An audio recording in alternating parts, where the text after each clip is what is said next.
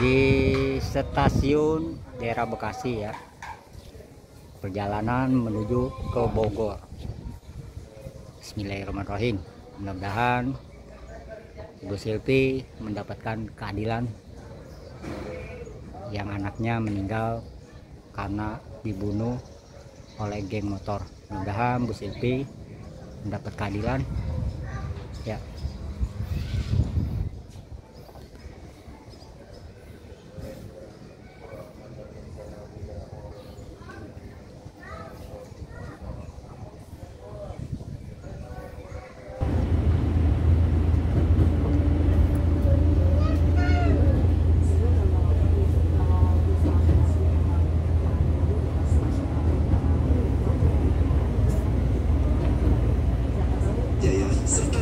Aplikasi dan perangkat lunak Sudix telah mengembangkan beberapa aplikasi yang bisa dirasakan langsung manfaatnya oleh masyarakat di berbagai bidang. Pengembangan jaringan internet dengan serat optik secara optik. Ya, ini saya udah sampai di gangnya rumahnya Ibu Silvi yang anaknya meninggal dibunuh, yaitu almarhum adik ya. Sejalan ini.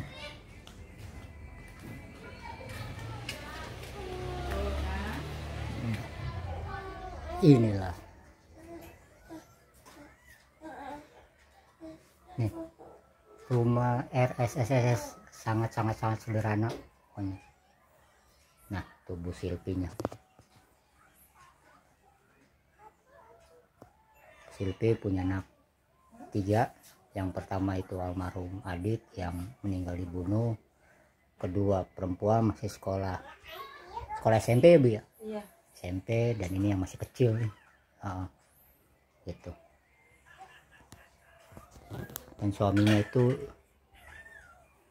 jual beli ayam, ya jual ayam kampung gitu.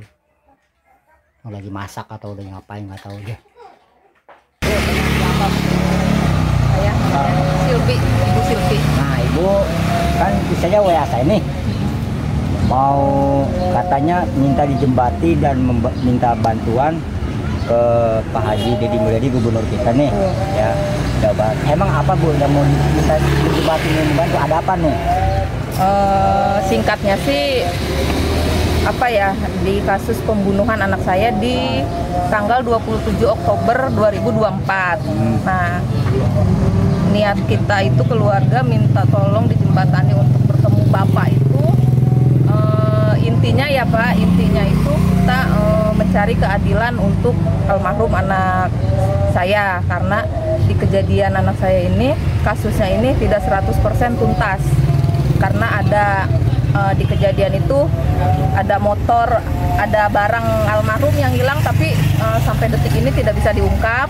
Ada salah satu DPO sampai detik ini juga tidak bisa diungkap, dan ada 2 terdakwa yang sudah divonis, dan vonisnya itu menurut saya ringan ya untuk hukuman jika menghilangkan nyawa orang lain. Jadi intinya makanya saya minta tolong ke Bang Ismail ini untuk dijembatani bertemu dengan Bapak itu. Saya mau minta tolong ke Bapak itu. Saya ini kan nggak ngerti hukum, tapi saya ingin keadilan untuk anak saya. Jadi gimana caranya gitu? Mau di itu apa?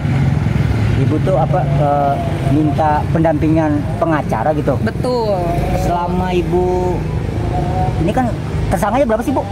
Yang ditetapkan jadi tersangka itu 9, 1 DPO. 1 DPO. Iya. Terus Ibu selama ini sidang nih, iya, ditemenin pengacara nggak Bu? Enggak.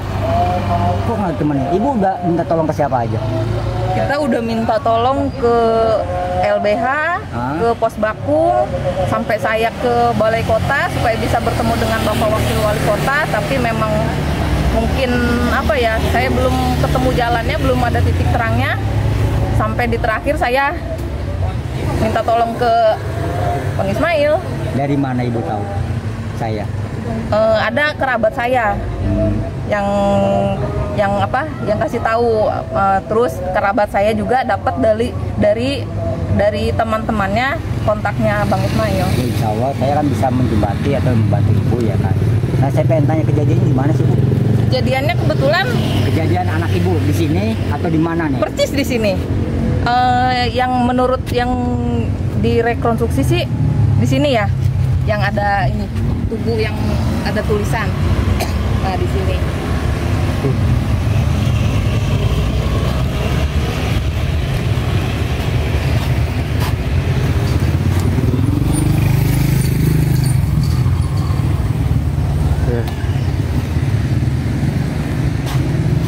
Kejadiannya di waktu dikeroyok itu, waktu terjadi di pakai sajam itu di yang di situ, terus dibawalah ke sini ke pos ojek ini sama.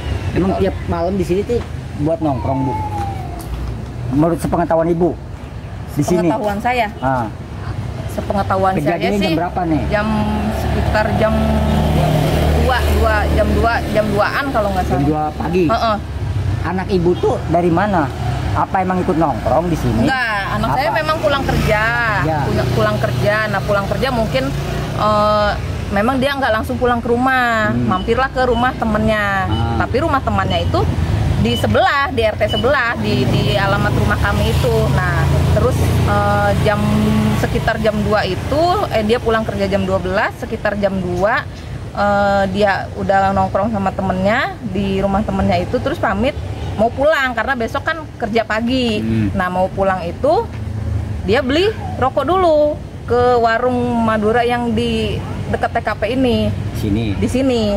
Dan apa ya, kalau dibilang makanya kita kadang berasa kayak nggak mungkin tuh ya, karena ini TKP-nya itu di kampung loh Pak, bukan di jalan raya ya kan, yang rawan maksudnya takut gangster atau apa. Ini di kampung, ini memang akses maksudnya kita keluar masuk gitu ke rumah kita tuh, ke alamat kita tuh gitu.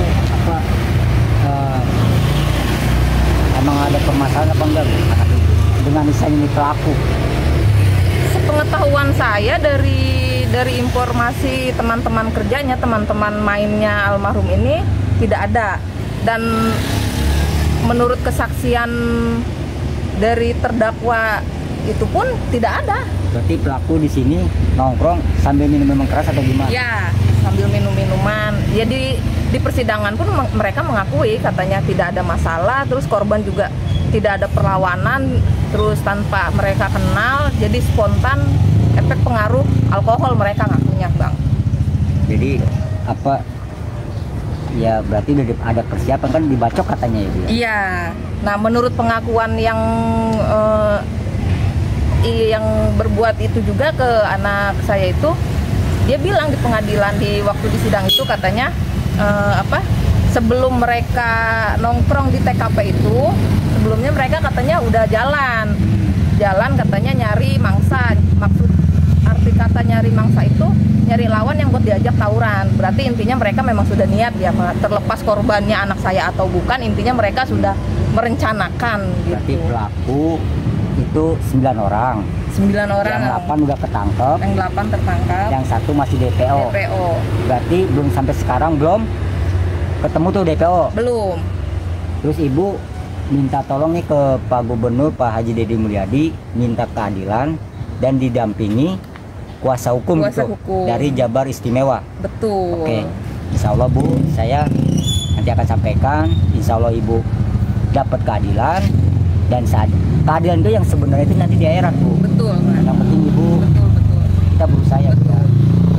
Di akhirat pasti ya Bang, tapi kan di dunia juga maksudnya mereka tetap harus dihukum gitu. Saya sebagai perwakilan Pak Deddy ya turut berduka cita ya kan. Ya semoga nggak ada kejadian lagi. Ya yang terakhir lah ya kan. Betul. Kayak di sini juga aman. Nah, saya mau nanya sekali, di sini waktu itu gelap atau terang? Waktu kejadian. Kalau dibilang terlalu gelap sih enggak ya, karena kan memang ada lampu penerangan juga. Istilah kasarnya dalam jarak beberapa meter pun sebenarnya harusnya kita masih bisa melihat, biarpun nggak jelas mukanya, otomatis melihat apa, entah itu ada pengeroyokan atau ada keributan atau apa, intinya masih bisa terlihat lah. Saya lagi dengan Ibu Silvi ya. Oke. Ya udah Bu ya. Oke, makasih banyak Bu. Pokoknya Sama. Oke. Ya, Assalamualaikum. Buat laporan Pak. Terus saya ambil video ya Pak. Ada Pak. Ini